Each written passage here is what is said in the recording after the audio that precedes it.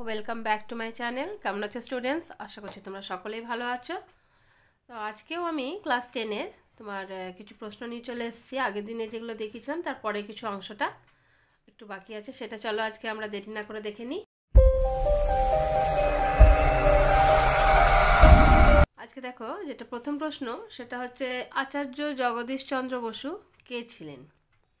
ঠিক আছে, তো এইসব প্রশ্ন কমন প্রশ্ন, এগুলো প্রায় এসে থাকে, এগুলো বলা। চলো শুরু করি। দেখো কি বলছে, বাংলার কৃতি সন্তানদের অন্যতম ছিলেন আচার্য জগদীশচন্দ্র বসু। তিনি ছিলেন প্রেসিডেন্সি কলেজের পদার্থবিদ্যার অধ্যাপক, বসু বিজ্ঞান মন্দিরের প্রতিষ্ঠাতাও তিনি ছিলেন। ক্রিস্কোগ্রাফ যন্ত্রের আবিষ্কারকও তিনি। এই যন্ত্র দিয়ে তিনি প্রমাণ করেন যে গাছে প্রাণ আছে এবং ইলেকট্রোম্যাগনেটিক তরঙ্গের অন্যতম প্রধান গবেষক।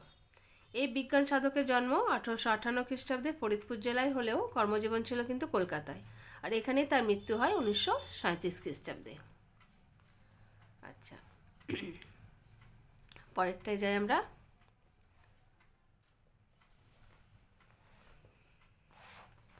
কার্লাইল সার্কুলার কি? কার্লাইল সার্কুলার কার্লাইল ছিলেন বাংলা সরকারের চিফ সেক্রেটারি। 1905 খ্রিস্টাব্দে 10 অক্টোবর তিনি যে সার্কুলার জারি করেন তারই নাম হয়েছিল, তার নাম অনুসারে কার্লাইল সার্কুলার।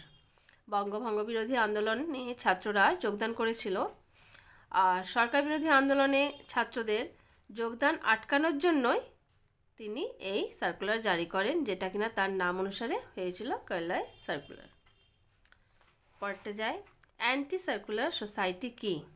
বঙ্গভঙ্গ বিরোধী আন্দোলনে ছাত্ররা যোগদান করলে সরকার বিভিন্ন সার্কুলার জারি করে সেটাকে বন্ধ করতে চেয়েছিল বা বহিষ্কার করতে চেয়েছিল। আচ্ছা, এর বিরুদ্ধে শচীন্দ্র প্রসাদ বসু উদ্যোগ 1905 খ্রিস্টাব্দে 4 নভেম্বর অ্যান্টি সার্কুলার সোসাইটি প্রতিষ্ঠিত হয়। এর উদ্দেশ্য ছিল বিভিন্ন স্কুল থেকে বহিষ্কৃত ছাত্রদের বিকল্প শিক্ষার ব্যবস্থা করা। পরেরটা দেখো, জাতীয় শিক্ষা পরিষদ কেন প্রতিষ্ঠিত হয়? বাংলাদেশে প্রথম পাশ্চাত্য শিক্ষা ব্যবস্থা চালু হয় এবং এই শিক্ষা ত্রুটি সংশোধনের জন্য জাতীয় শিক্ষা পরিষদ গড়ে ওঠে।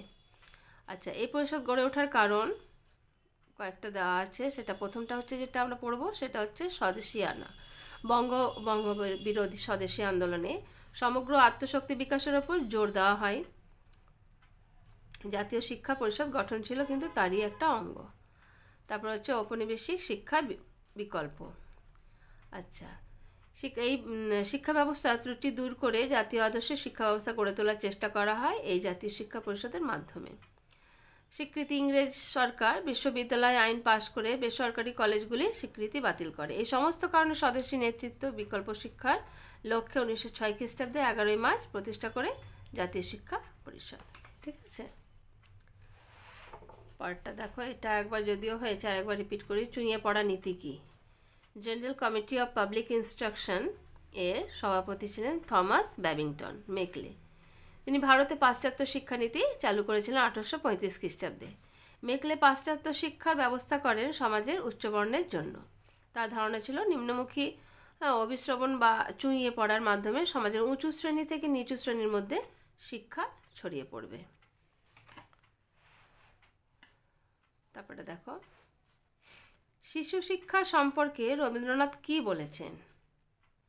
রবীন্দ্রনাথ বলেছেন যে শিশুকে প্রাকৃতিক পরিবেশে শিক্ষাদান করা অত্যন্ত জরুরি, কারণ শিশু শৈশবকালে মস্তিষ্কের চেয়ে ইন্দ্রিয়ানুভূতির মাধ্যমে বেশি শিক্ষা গ্রহণ করতে পারে।